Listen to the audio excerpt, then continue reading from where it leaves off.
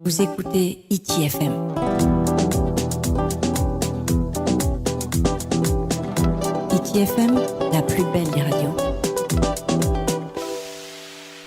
Trahuere mai ora na whaahua tātou I tō tātou wharere whaahul ai te I pepe api. Nei ti une tātou I te taup e o te whare apora arahei.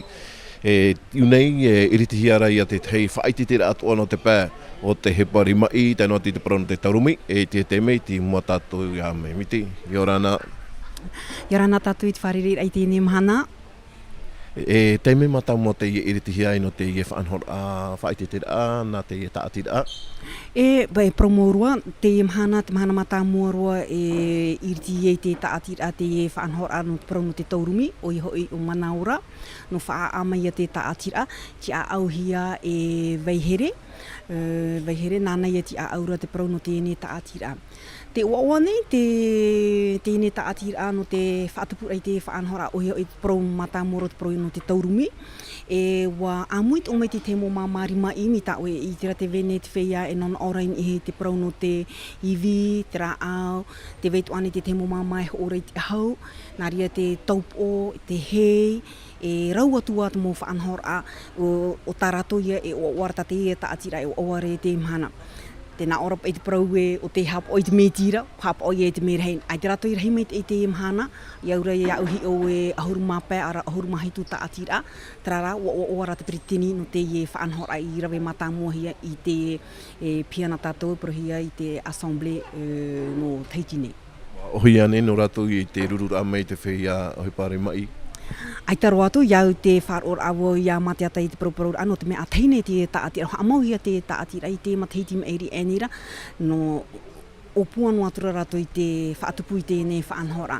Ia man on ewo, I ruto I tāu whaarora, ere te me ohiero no rato. Trara, I ruto I tāu hiora, me marururo na ano tau e ui api o te whaatupu I te whaanhora, voiso nei, te o neo, no te mea te harmeo I te ipepe, wāni mo matiata I a tauturu hi ona, ai te iwe whiwhira. Ia aura hi o, me manuia mai te whaanhora tā matiata e rawera. Iriti hia te whaanhor ai te mhana, a whai ona tapiri e? Mataratu I te mhana I te toru ahuru, mauti atu ia I te ahuru mapiti no te au me. Ki teiporo I ai tu tau hui da tire whaaro mai? A te teiporo I no te mea hoi te primera te o te mo mama. Mi te mei te veira to utomon awe hin ar oto hare mehi o te te motehi ano mamama, hare mei I te whare apor arhei tatato, hi o te mo una toa, te mo ahua toa no te ho atu no mamama, te veitu ara tara whaanhor a te whea taurumi, nen he oto hare mei whare I arato, hamani I rato I cho pro tato tarita, trai bon, no te hoor ai I to rato mamai tan et mo hanai piri mei whare no atu I oto I te motia, I te whaanhor ano prono te taurumira, ai te whiwhia, en he whaau I te mo whaaur ano te o mo mama. Maruru mai.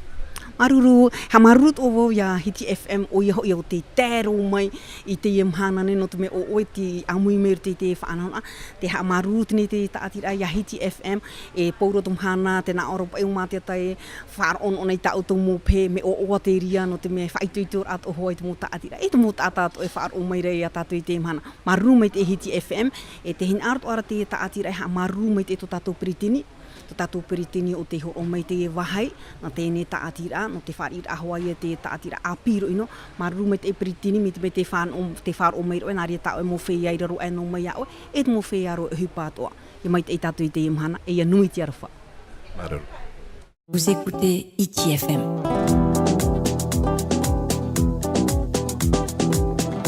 ITFM, la plus belle des radios.